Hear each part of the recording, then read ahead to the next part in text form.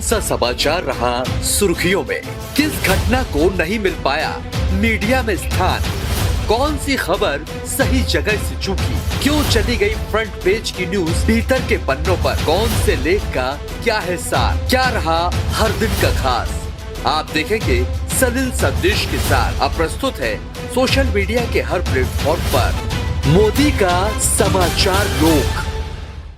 नमस्कार, सलिल संदेश के समाचार प्रभाग में आपका स्वागत है। मैं मोहनलाल मोदी आज एक बार फिर समाचारों की समीक्षा को लेकर आपके सामने उपस्थित हूँ।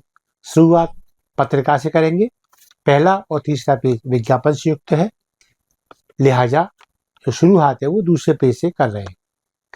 यहाँ विद्युत नियामक आयोग ने वितरण कंपनियों को थोड़ा सा टाइट किया है विद्युत कटौती को लेकर, लेकिन इसमें कुछ ऐसे क्षेत्र छूट गए हैं डिसीजन देते समय जिसका लाभ विद्युत वितरण कंपनी उठाने वाली है।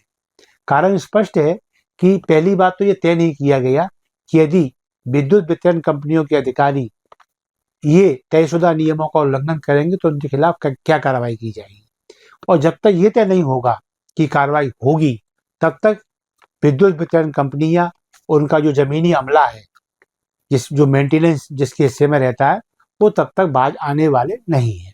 उदाहरण के लिए जिला स्तर पर उन्होंने एक गाइडलाइन जारी की है कि आप एक महीने में 25 बार या 15 घंटे इतनी कटौती कर पाएंगे। अब इसमें दो ऑप्शन है, या 15 घंटे या 25 बार। तो 25 बार का मतलब ये हुआ कि महीने के 30 दिन में आप 25 दिन की कटौती की छूट दे रहे हैं इनको। इधर 15 घंटे का विकल्प आपने दे रखा है। तो कुल मिला की बात ये होती है कि आखिर बचा गया। और फिर ये घोषित कटौती की बात हो रही है। अघोषित तो मेंटेनेंस के नाम पर फॉल्ट हो गया है, ठीक हो रहा है, तो ये चीजें बनी रहने वाली है। लिहाजा विद्युत कटौती की समस्याओं में या विद्युत वितरण में जो कमियां आ रही है उनमें सुधार होने वाला है, ऐसा फिलहाल दिखाई नहीं देता। एक और खबर संजय पाठक के मामले को लेकर है। विधायक हैं, भाजपा से संबंधित हैं चूंकि, तो ऐसा माना जा रहा था कि जिन विभागों ने उनके खिलाफ रिकवरी निकाली है वो फिर भी थोड़ा सा कुछ ढिलाई बरत रहे होंगे, क्योंकि शासकीय विभागों के कर्मचारी अधिकारियों का रवैया कुछ ऐसा ही होता है।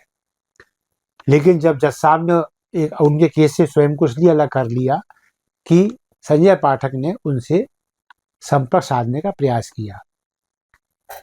अब जज साहब का अलग होने का मतलब ये कि अब अदालत सख्त है, कोई भी अनाधिकृत चेष्टा बर्दाश्त नहीं की जाएगी। ये संकेत विभागों तक भी पहुंचा है। लिहाजा अब गड़े मुर्दे उखाड़े जा रहे हैं। हो सकता है कुछ नए एविडेंस संजय पाठक के सामने आए। इसके अलावा चूहों ने कुतरे बच्चे और एक बच्चा और मरा था। ये इंतहा है स्वास्थ्य विभाग की लापरवाही की इंतहा। इसे अमानवीयता भी कहा जा सकता है। जब मालूम है कि ये नवजात बच्चों का वार्ड है और यहाँ बच्चों को ही रहना है, अब वहां पर भी चूहे घुस के चले आए, तो फिर अफसोस ही व्यक्त किया जा सकता है। और ये कह भी रहे हैं, जहाँ वहाँ का जो प्रबंधन है अस्पताल का, वो यही कह रहा है। और अच्छा, बात मध्य प्रदेश के एक बहुत बड़े अस्पताल MY हॉस्पिटल की बात है, ऐसा नहीं कोई उठाई गया अस्पताल की बात हो रही है। यहाँ स्थिति ये है कि 2 बच्चे मर गए और अस्पताल अभी भी इस पे किंतु परंतु लगा रहा है। अस्पताल ने अभी तक नहीं माना कि चूहों को तरने से हुआ है। वो कह रहा है एक बच्चे की हाथ उलझ गई थी, एक बच्चा सीरियस था और उनकी हालत जो है वो ऐसी थी कि अनिश्चितता की स्थिति थी, लिहाजा वो मौत को प्राप्त हो गए। और उसमें फिर 420 ये है कि जब गार्जियन को बच्चा सौंपा जा रहा है तब उसको पता ही नहीं कि बच्चा मर चुका है। उससे कहा जा रहा है स्थिति गंभीर है, और बाद में ये बात फिर ओपन हो रही है जब बच्चा चला गया अस्पताल परिसर से तो उसकी मौत हो गई है, PM तक नहीं कराया। तो कोई मिला कि ये कहते हैं ना भुस पर लीपना, ये वाला प्रयास है। यदि शासन गंभीरता से जांच के आदेश देगा, इसमें बहुत सारे लूपहोल सामने आने वाले हैं। शायद अगर सामने आए तो संभव है सुधार आ जाए। भोपाल प्राइम जो पेज है पत्रिका का, वहां राजधानी की सड़कों को लेकर चिंता व्यक्त की गई है। जल भराव, सड़कों के गड्ढे, इन मामलों को लेकर जो सांसद हैं भोपाल के आलोक शर्मा, वो गुस्से में आ गए हैं और उन्होंने कह दिया कि ऐसा ना हो कि मुझे फिर कुर्सी लगा कर बैठना पड़े पानी के बीच में। आपको याद होगा कि भोपाल के महापौर रहते आलोक शर्मा एक बार सेफिया कॉलेज के सामने जल भराव स्थल पर ही कुर्सी लगा के बैठ गए थे और वहां उन्होंने पूरे निगम के अधिकारियों की क्लास ली थी कि जब लगातार आपको ताकीद किया जा रहा है, बारिश आ रही है, आपको तैयारी करना चाहिए, फिर ये पानी भर कैसे गया। तो कुल मिला की स्थिति उन्होंने यही कहा कि ऐसा ना हो कि फिर मुझे कुर्सी लगानी पड़े। तो ये बात निगम अधिकारियों को समझना ही चाहिए कि आखिर जल भराव की स्थिति बनती क्यों है। वैसे सांसद महोदय भी जानते होंगे और क्षेत्र के विधायकों को भी भली भांति मालूम है कि इस असली जड़ दरअसल इसमें अतिक्रमण है। ये बात ठीक है कि सफाई कर्मी नालों को साफ करने में थोड़ी बहुत आनाकानी करते होंगे, लापरवाही बरतते होंगे, लेकिन असल जड़ अतिक्रमण है। नालों पर बिल्डिंगें बनी है, दुकानें बनी है, मार्केट बन गई है, स्थायी अतिक्रमण है करोड़ों रुपए के। यहाँ बड़ा कहते हुए दुख होता है कि एक आप किसी चाट वाले की गुमटी को आप उठा के तत्काल फेंक देते हैं क्योंकि वो अतिक्रमण में है, लेकिन जो करोड़ों रुपए के अतिक्रमण नालों पे बन गए हैं, नालियों पे बन गए हैं, उनका क्या। जाहिर है इनको राजनीतिक संरक्षण प्राप्त है, ऐसे लोगों को इन पर जोर नहीं चलता। तो फिर जब इस तरह की बात करेगा कोई नेता कि मैं कुर्सी लगा के पानी बैठूंगा, तो फिर ये सियासी स्टंट है, इससे अधिक कुछ नहीं। हाँ, आपकी कुर्सी लगाने से यदि समस्या का स्थायी समाधान निकल सकता हो तो बिल्कुल उनके साथ कुर्सी पे फिर और प्रबुद्ध बैठने के लिए भी तैयार हो जाएंगे शायद, लेकिन बुद्धिजीवी वर्ग का इन कामों में सहयोग इसीलिए नहीं मिलता क्योंकि ये वर्ग जानता है कि सब सियासी स्टंट है, इसके अलावा और कुछ नहीं। अब आते हैं जिसे फ्रंट माना है आज पत्रिका ने, बहुत काफी अंदर आके फ्रंट सामने आ रहा है। वहां आज की हेडिंग है मनाओ दिवाली, खाने पीने की चीज सस्ती हो गई है। वाकई में बहुत सारे स्लैब में कटौती हुई है। कुछ 18% वाले स्लैब थे वो 12 में आ गए हैं, 28 वाले 18 में आ गए हैं, और जो 12 वाले थे वो 5 में चले गए हैं, और कई इसमें 0 GST पर भी चले गए। ये अच्छी खबर है वैसे दिवाली के पहले कि बहुत सारे सामान सस्ते हो गए हैं। इसमें रोजमर्रा की चीजें हैं, निश्चित परिवार का खर्चा कुछ कम होगा, स्वास्थ्य सेवाओं में राहत दी गई है, इसमें भी कोई डाउट नहीं है। लगभग बहुत सारी जीवन रक्षक दवाएं और ऐसे इक्विपमेंट जो आवश्यक हो जाते हैं वो 5% के स्लैब में आ गए हैं। और जो सुलभ शिक्षा वाले मामले हैं, कॉपी हैं, पेंसिल हैं, रेजर हैं, ये और इसके अलावा शार्पनर हैं, ये सब चीजें अब लगभग 0 कर दिया गया है। इन पर टैक्स कृषि क्षेत्र पर ज्यादा फोकस है मोदी सरकार का, लिहाजा यह स्थिति ये है कि 5% के स्लैब में अधिकांश कृषि उपकरण आ चुके हैं। वाहनों की जहां तक बात है तो वाहनों में भी उन्होंने जो अत्याधुनिक वाहन अब जो प्रकृति के मित्र के रूप में जो चिन्हित किए गए हैं, उनका भी अब 28% की स्लैब से हटा के 28% में कर दिया गया है। इलेक्ट्रॉनिक उपकरण भी बहुत सारे ऐसे हैं जो अब 18% के स्लैब में आ गए हैं। टेलीविजन है, मॉनिटर है, प्रोजेक्टर है ना, वॉशिंग मशीनें हैं, एयर कंडीशन भी इस उसमें आ गया है। तो एक 40% का एक स्लैब और है जिसकी किसी भी अखबार ने प्रमुखता से उसका वर्णन नहीं किया, ना उस पर फोकस किया है। हालांकि वो सिगरेट, गुटखा, तंबाकू या अति ऐश्वर्य वैभव की चीजों पर लागू होता है। वो 40% जो टैक्स का स्लैब वो यथावत बना हुआ है।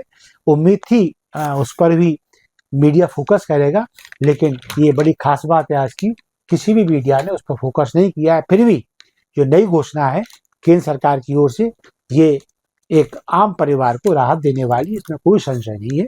हाँ, 40% का इसलिए सिर्फ जिक्र किया गया कि किसी भी समाचार पत्र ने इस 40% के स्लैब पर रोशनी नहीं डाली है। चलिए अब बात आती है ट्रंप के ऊपर। ये आखिरी पेज है पत्रिका का, इसमें उनकी एक सेकेंड लीड स्टोरी है जिसमें एक हेडिंग है, भारत से तो गरिमा से पेश आए ट्रंप, नहीं तो हार जाएंगे पश्चिमी देश। अब ये देखिए कि ट्रंप एक तो अपने देश में घिर रहे हैं, यूरोप में भी घिर रहे हैं और पश्चिम से भी घिर रहे हैं, और दबाव ये बन रहा है कि कम से कम भारत की जो छवि है वो ना विस्तारवादी है और ना आर्थिक रूप से धन कमाने की है। वो वसुधैव कुटुंबकम की भावना को लेकर आगे बढ़ता है। अब ऐसे देश से भी आप गरिमा से पेश नहीं आएंगे तो उनको विकल्प तलाशने ही होंगे। ये भारत नहीं कह रहा, ये ट्रंप के उनके अपने शुभचिंतक लोग कह रहे हैं। यानी भारत का जो कदम है ट्रंप टैरिफ के खिलाफ, वो बिल्कुल सदा हुआ और सराहनीय कदम है। उसकी तारीफ पश्चिमी देशों में, यूरोप में और खुद अमेरिका में भी हो रही है। ये भारत के लिए, इस देश के प्रधानमंत्री के लिए गौरव का विषय है। अभी मैं 40% की बात कर रहा था, वो सिलेक्ट किसी ने उसमें फोकस नहीं किया। भास्कर की फ्रंट पेज की लीड खबर है वो भी आज टैक्स में राहत को लेकर ही है, और वो सब कुछ इसमें भी है जो मैं पत्रकार में आपको बता चुका हूं। लेकिन उन्होंने एक कहना चाहिए पहले कॉलम के अंत में लगभग 5-6 लाइनों में 40% के स्लैब के बारे में लिखा है। वो मैं आपको 4 लाइन पढ़ के सुना देता हूँ। ये 40% जीएसटी का एक अन्य स्लैब रहेगा। इसमें सिगरेट, कोल्ड ड्रिंक्स, पान मसाला, तंबाकू, गुटखा और विलासिता की चीजें इसमें शामिल रहेंगी। तो ये 40% का जो स्लैब है वो बना हुआ है। बाकी है 18, 28, 5 शून्य में भी कई चीजें आ गई।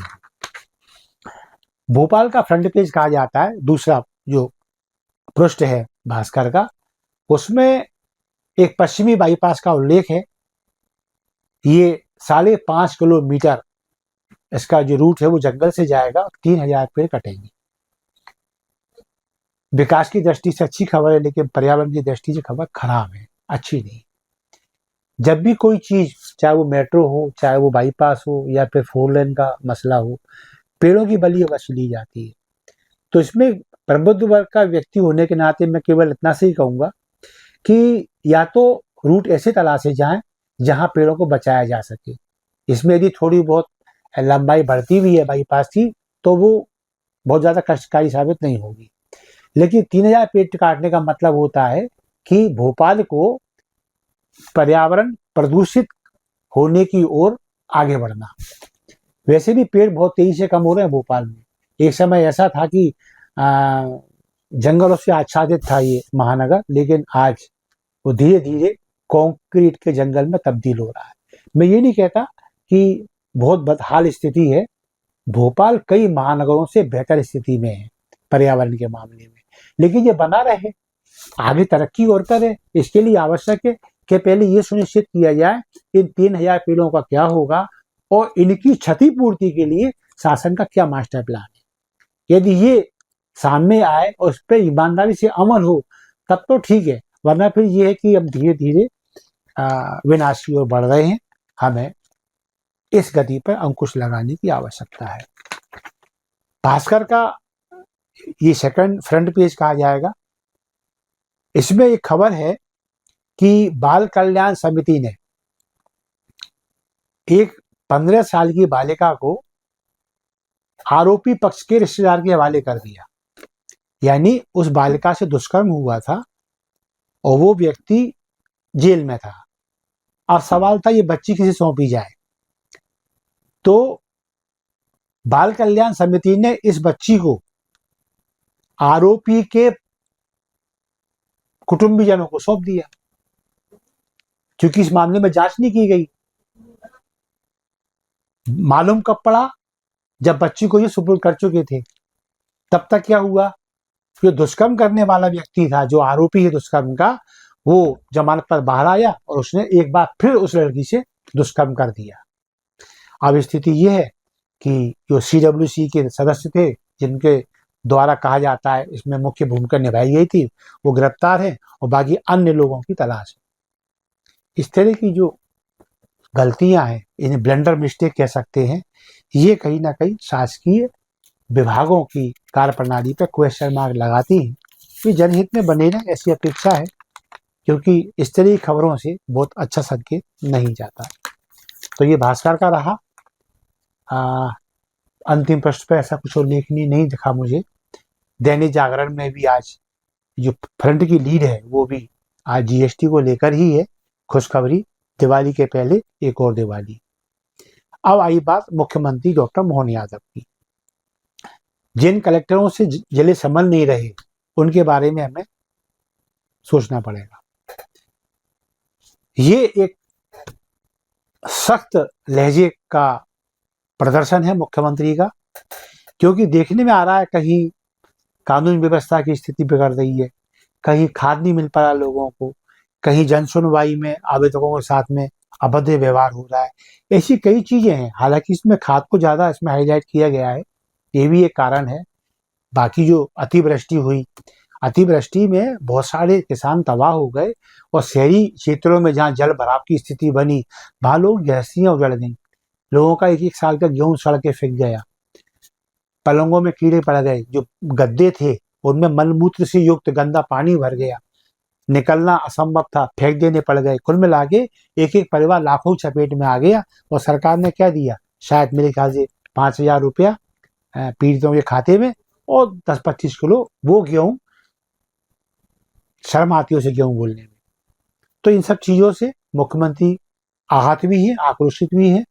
कलेक्टरों को इस बात को समझना चाहिए, अप्रिय स्थिति का सामना ना करना पड़े, लिहाजा अपेक्षा की जाती है अपनी कार्य प्रणाली में सुधार लाएंगे और जनहितैषी कार्यों की ओर उन्मुख होंगे। एक और खबर है, गवर्नर अनिश्चित काल तक नहीं रोक सकते किसी भी बिल को। ये मामला सुप्रीम कोर्ट का है। भारत की आजादी से लेकर अभी तक ये मसला बड़ा विचारणीय रहा है, और इस पर क्वेश्चन मार्क लगते रहे हैं कि जब केंद्र में सरकार कोई और हो और प्रदेश में कोई और, तो ये चीजें बनती हैं। विरोधी पक्ष की सरकारें जब कोई विधेयक पारित करके गवर्नर के पास भेजती हैं, तो वो या तो अपने पास रख लेते हैं, या फिर उस पर मार्गदर्शन के लिए राष्ट्रपति महोदय की उसको भेज देते हैं, और फिर ये फाइल लंबे समय तक अटकी रहती है। जो जनप्रतिनिधियों द्वारा विधेयक पारित किए गए होते हैं, वो अधर में लटक जाते हैं। तो ये एक टिप्पणी है अदालत की कि गवर्नर अनिश्चित काल तक बिलों को नहीं रोक सकते, लेकिन अभी इस पर निर्णायक फैसला आना बाकी है। जाहिर है पश्चिम बंगाल, हिमाचल और कर्नाटक की ओर से याचिकाएं दर्ज की गई हैं, उनके वकीलों द्वारा आर्गूमेंट किया जा रहा है। फ्लैश स्टोरी बॉटम की, दैनिक जागरण की फ्रंट पेज की, 2024 तक आए अल्पसंख्यक रह सकेंगे भारत में। ये एक और डील दी गई है। जो शरणार्थी हैं या जो मजबूरी बस लोग बांग्लादेश से, पाकिस्तान से, आसपास से आ गए हैं, वहाँ जो अल्पसंख्यक हैं, तो अल्पसंख्यकों में यही आते हैं हिंदू, सिख, बौद्ध। ये वहाँ पीड़ित हैं, परेशान हैं। 2024 तक जो भारत में आ गए हैं वो भारत में ही रहेंगे। सरकार द्वारा ऐसी व्यवस्था की गई है। हालांकि विपक्षी इस पर हायतौबा मचाने वाले हैं, क्योंकि अंततः ये जो CAA जो था, सिटीजन अमेंडमेंट एक्ट, ये दरअसल उसी का ही एक प्रारूप है जिसमें भारत में आने वाले अल्पसंख्यकों को लिए एक आशा की किरण जगी थी कि हाँ, भारत में उन्हें शरण मिलेगी और वो यहाँ सुरक्षित रह पाएंगे। और ये बांग्लादेश, पाकिस्तान का सीमित मामला था, क्योंकि वह हिंदू, बौद्ध, सिख अल्पमत में है और उनके साथ में अत्याचार होते रहते हैं। लिहाजा CAA में इस मामले को शामिल किया गया था, जिस पर बहुत सारी हायतौबा मची थी विपक्ष की ओर से। तो ये आज की समीक्षा रही दैनिक भास्कर पत्रिका और जागरण। हम इस समीक्षा में कितने सफल रहे ये आपकी राय से स्पष्ट होगा। लिहाजा हमें अपने कमेंट्स जरूर दें। अच्छे लगी हो बात तो आप लाइक दें। अधिकतम लोगों तक आम आदमी के संबंध की जानकारियां पहुंचे, इसके लिए इस कंटेंट को वायरल भी कर सकते हैं। सलिल संदेश आपका अपना चैनल है, इसे सब्सक्राइब करना ना भूलें। मैं मोहनलाल मोदी आज इस कार्यक्रम को यहीं विराम दूंगा, फिर नई समीक्षा के साथ आपके सामने आऊंगा। तब तक के लिए आज्ञा दीजिए। नमस्कार, जय हिंद, जय भारत। कौन सा समाचार रहा सुर्खियों में, किस घटना को नहीं मिल पाया मीडिया में स्थान, कौन सी खबर सही जगह से चूकी, क्यों चली गई फ्रंट पेज की न्यूज भीतर के पन्नों पर, कौन से लेख का क्या है सार, क्या रहा हर दिन का खास, आप देखेंगे सलिल संदेश के साथ। अब प्रस्तुत है सोशल मीडिया के हर प्लेटफॉर्म पर मोदी का समाचार रोक।